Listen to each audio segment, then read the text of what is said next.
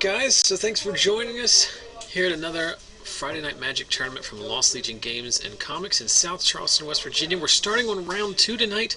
Unfortunately, some technical difficulties kept us from getting the majority of round 1, but we've fought the good fight, we've got the equipment squared away, and now we are underway with our round 2 feature match. On the left, it's Brandon Hodge, who's playing a pretty standard mono blue devotion list. Yes, he's stuck on just the Mutavault, but he did multi 5 here.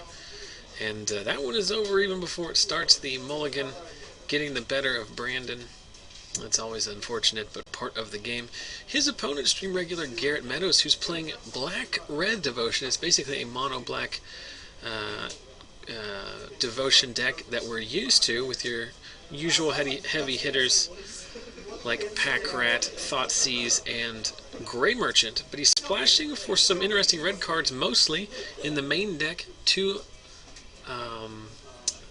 Rakdos Return, and out of the board splashing for Burning Earth. So hoping to get some people there. I think Garrett's also playing a copy of Liliana of the Dark Realms. Garrett likes to brew, and he's brought an interesting one here tonight. So we'll see how this sorts out. Garrett picking up game 1 relatively quickly, thanks to some variants, but we should be back with some more action here shortly as these guys sideboard up. Troll deck splashing for Blood Moon in the main, piloting by I can't remember his name, but he is undefeated, and also living again undefeated in the hands of Michael Hetrick. But we'll get back to the action here. Game number 2, Brandon Hodge on the play, both players keeping 7 this time. And Garrett resolving a turn 1 Thoughtseize. We see Rapid Hybridization, Frostburn, Weird, Nightveil Spectre, Biden of Thassa, and then an island. So Brandon's got 2 turns here to draw a 3rd island, so he can land Nightveil or Thassa. Likely going to be Nightveil here. If I'm Garrett, I'd probably take the Thassa. I think it's the hardest card to deal with, and the even if it never turns on, Garrett's deck's going to have a lot of removal, but even if it never turns on, the Scry ability to set up draws is pretty crucial here. He can't deal with the Biden directly, but if you keep the creatures off the board, the Biden isn't nearly as good, so interesting choice here. And Garrett would know how to play against this deck better than I would, as he is more familiar piloting his deck than I am. He chooses the Frostburn Weird, so the only card in Brandon's hand that he could cast this turn. So we'll see how that goes. Brandon draws a Master of Waves off the stop, so still tuck on 2 lands here. And then Garrett just plays a Blood Crypt and passes back, so Brandon rips the land off the top here and goes ahead and throws out a Thassa, likely so he can get his Scry on, try to find that 4th land for his Master of Waves, though he's likely several turns away from casting that. Also, casting the Thassa first gives you the scenario where you can potentially find a 4th land and cast Nightveil and a 1-drop in the same turn and turn it on.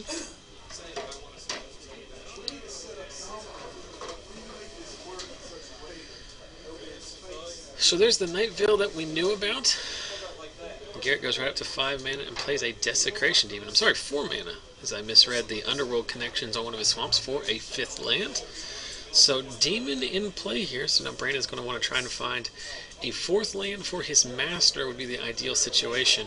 Play the Master, sack a token to tap the Demon down, and then get in with the team for 7 damage, but more importantly, drawing a card off of the Nightveil Spectre.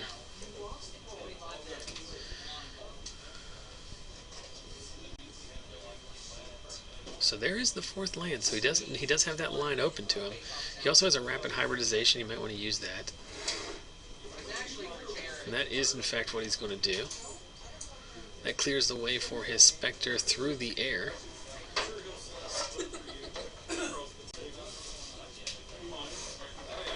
There's a Swamp, which he could play off the Spectre if he wants, as he attacks before playing a land.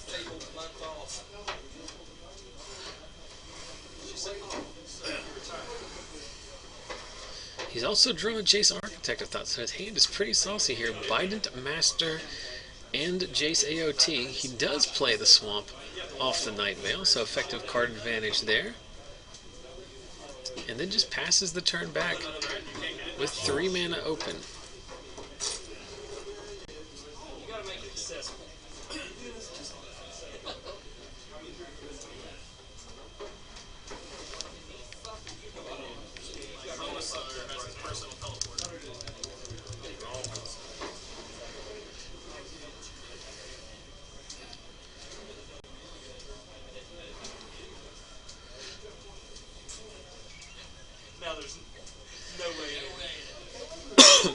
So looks like Garrett is missing his 5th land drop. Now, as soon as I say that, he finds another Mutavault after already playing a Pack Rat. So he's got a Pack Rat activation open here. Brandon continuing to set up his draws here with his Thassa's Scry ability. With 4 lands in play and another island in his hand, it's very unlikely that he's going to keep any more lands on top. So that's going to be a huge advantage as the game progresses, being able to filter out potentially dead draws. Terrible. You get 2 from this side. You get 2 from this side. Now we've got to make something out this way. It's terrible. It's terrible. It's terrible. As the Warhammer guys just outside the broom closet do their Charles Barkley impression. So we play a Mutavault. And there's a Jace, Architect of Thought. So our Thassa is live here.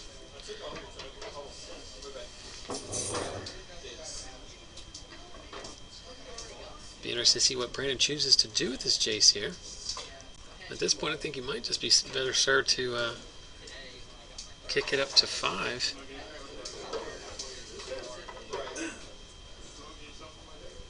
As it wouldn't be able to... Oh, I guess Garrett has Mutavaults.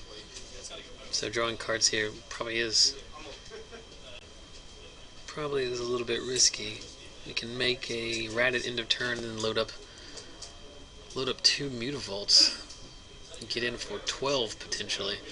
I think I'd tick it up here, but we'll see what Brandon does.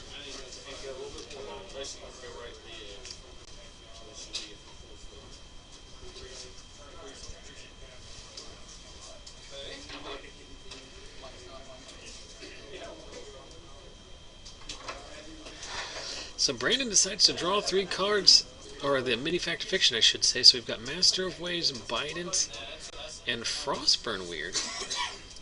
Garrett, of course, doesn't know that Brandon already has a Master in his hand. Doesn't seem to matter, as Brandon's going to take the 2nd copy of Master here. And next turn is going to be able to play it for 1, 2, 3, 4, 5, 6, 7 tokens. So Brandon's serving in with the Night Veil Spectre. No blocks, just goes down to 14, and there is a Liliana of the Dark Realms, one of the cards that Garrett is playing tonight that differ from the stock mono black devotion list. Brandon, of course, will need to find a Ichthos or a 2nd swamp off that Night Veil Spectre in order to cast it. And at end of turn, Garrett's going to discard a swamp to make a Pack Rat token. So interesting here. There's a red-black temple. Of course, Garrett splashing red in this deck for 2 copies of Rakdos Return in the main, as well as some interesting sideboard cards here. So we can activate both Mutavaults if we want to, but the Thassa is going to be able to pick something off.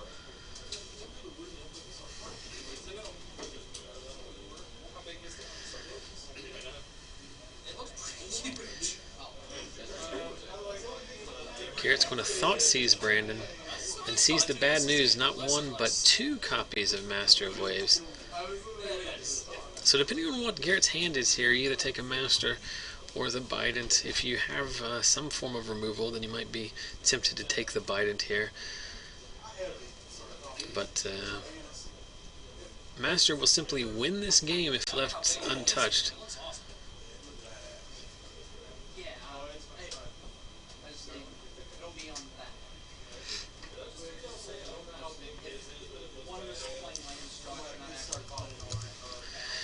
So Garrett does in fact take one of the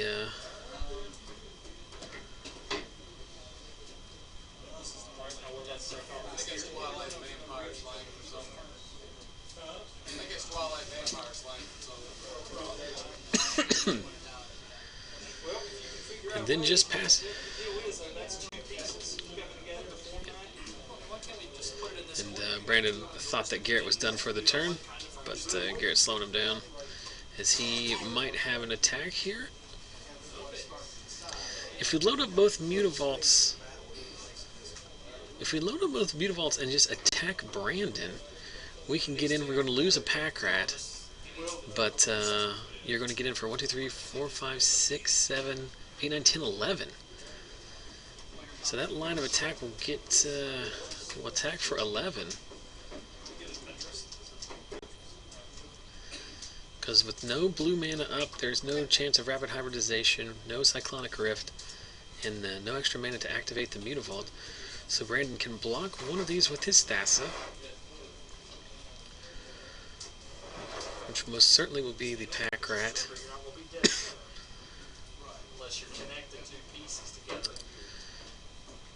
Which means he'll end up taking 11.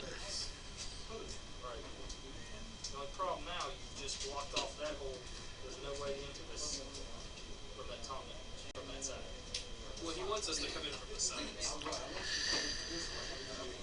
Now we're counting up the damage exactly as we suspected, so that should put Brandon down to 9 here. Now we know Brandon's going to be able to untap and land a giant Master of Waves. And if he draws a land, we'll be able to animate his Mutavault and get in for 1, 2, 3, 4, 5, 10 if he attacks with all of his available creatures.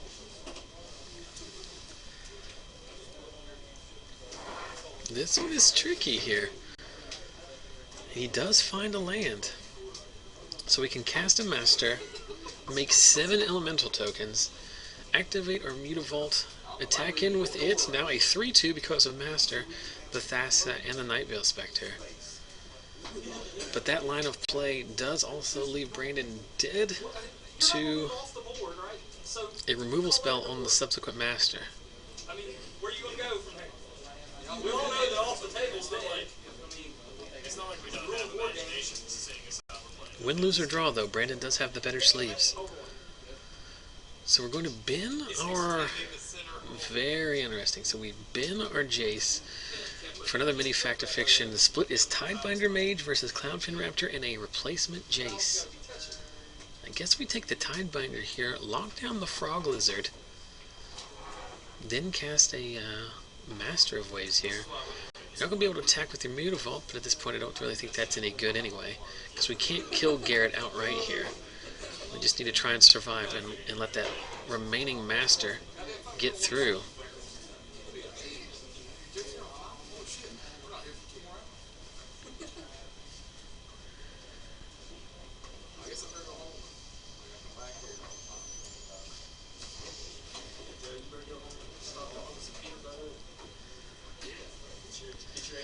So we take the Tidebinder,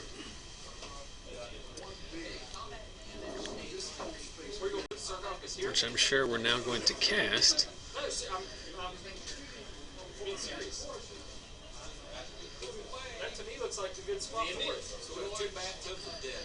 Tidebinder locks down the Frog Lizard from the hybridization token. There is the Master as expected. 1, 2, 3, 4, 5, 6, 7. 7 elemental tokens. And we can now attack with our Nightveil Spectre and the Thassa.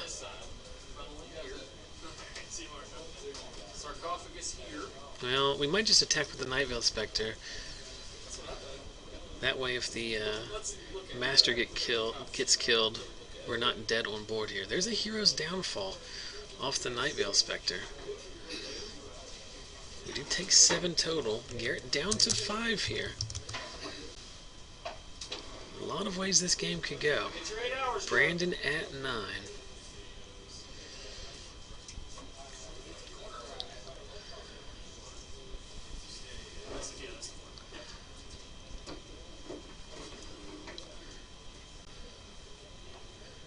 really need here is the Hero's Downfall that we just revealed to the Night Veil Spectre.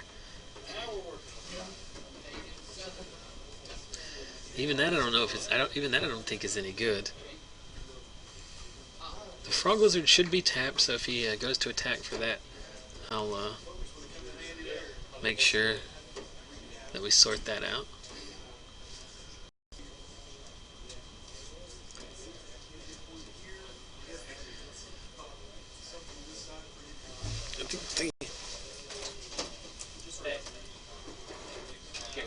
Garrett, isn't the Frog Lizard tapped?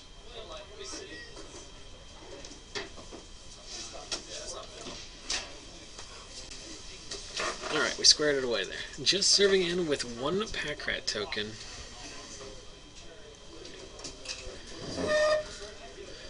And then Garrett scoops it up.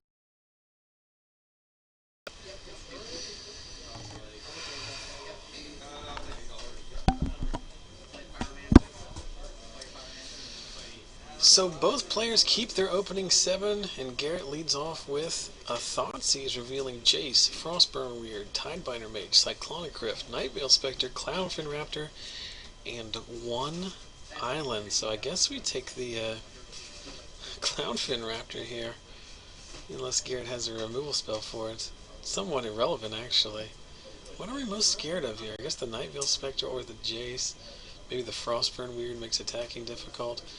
Nope, Garrett's just going to take the removal spell and pass back here. So Brand's going to play a turn 1 Cloudfin Raptor. He draws another island, so his game just got remarkably better. But we'll see what Garrett's draw looks like. Turn 2 Pack Rat. So with the Cyclonic Rift gone, not sure how many Brandon plays in his deck or how many he's got in the sideboard, but Garrett likely just on the make a Pack Rat every turn plan here.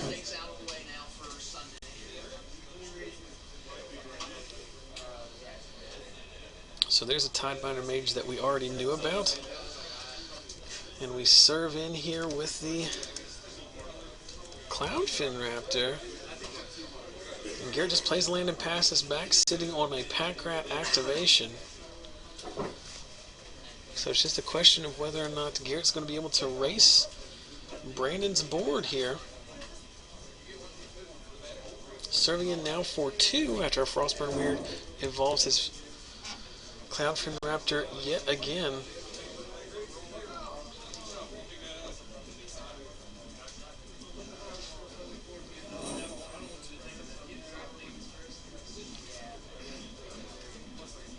So Garrett plays a Blood Crypt tapped and then just passes the turn back, sitting back on yet another Pack Rat activation.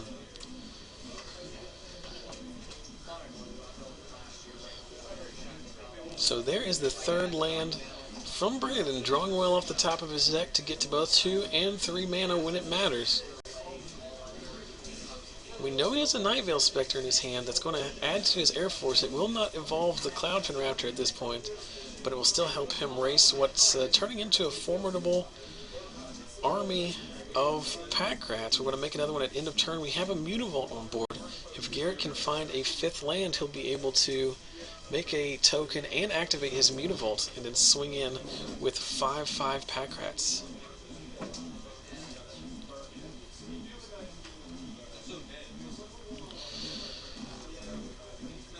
So that Cloudfin Raptor is now a 3/4. Garrett down to 12. The perfect curve from Brandon here. Let's see, does Garrett have the 5th land?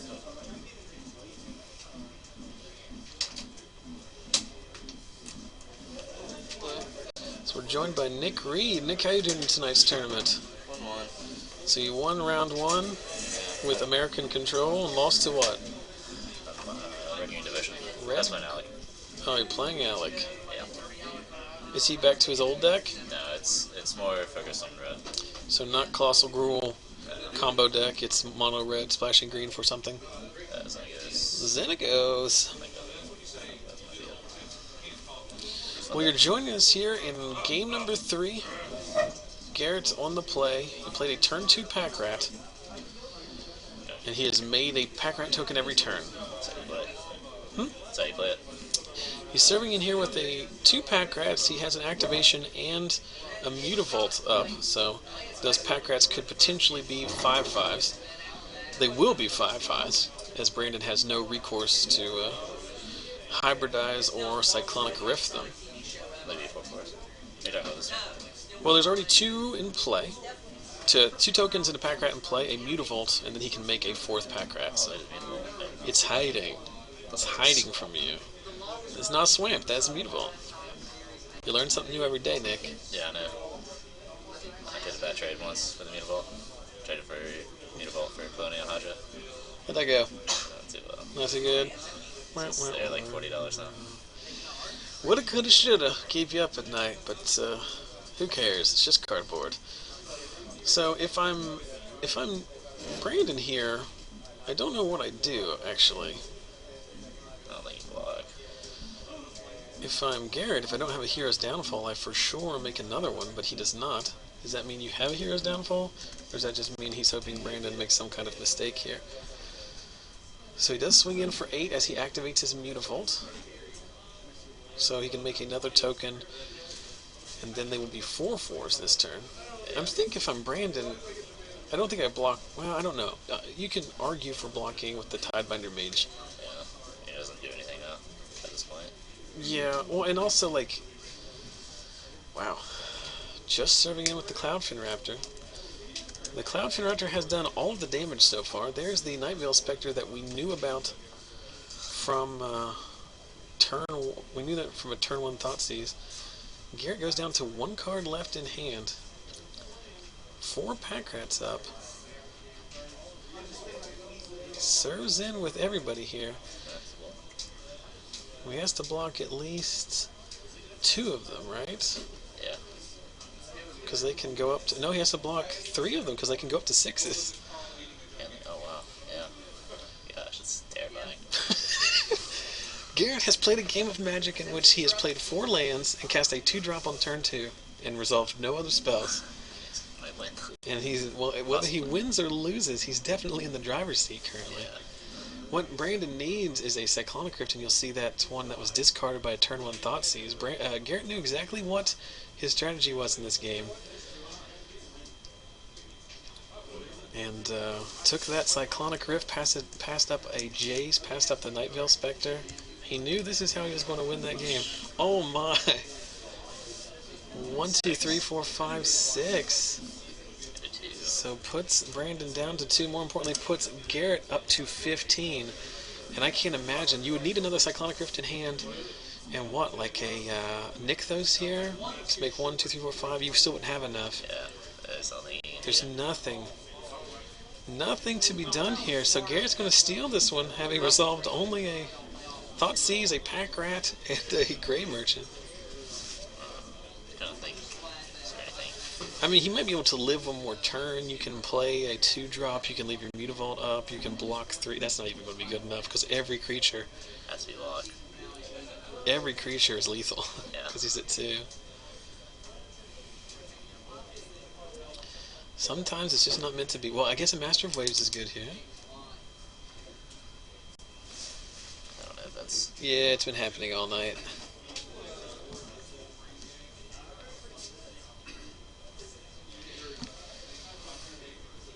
So there's a Nightveil Spectre, Oh, wow. and then the Nightveil Spectre attack, I should say, puts Garrett down to 13. He finds a swamp, and then plays the Master of Waves. 1, 2, 3, 4, 5 tokens. Yeah, no, he has enough. Just enough. Yeah, 5 plus the Master makes 6, plus the Cloudfin makes 7, and Garrett's representing 1, 2, 3, 4, 5, 6 attackers. But it's not. I mean, No, he's gonna kill it. Liliana. yep. So Garrett doesn't want to slow roll. Brandon shows him the Liliana. Use the minus ability to kill the Master, and then just attack in. Every creature lethal at that point. Don't even need to activate a Mutavault or make another rat. You just need to get to work.